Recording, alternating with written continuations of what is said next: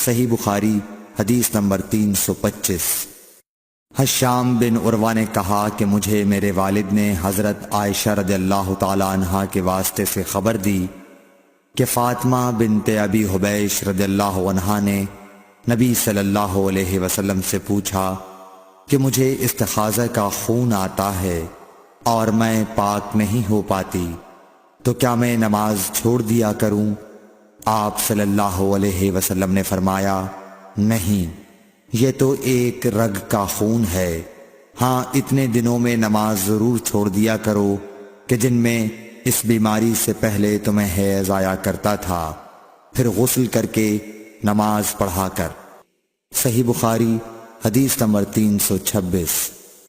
محمد بن سیرین نے بیان کیا، وہ ام عطیہ سے، آپ نے فرمایا کہ ہم زرد اور مٹیالے رنگ کو کوئی اہمیت نہیں دیتی تھیں۔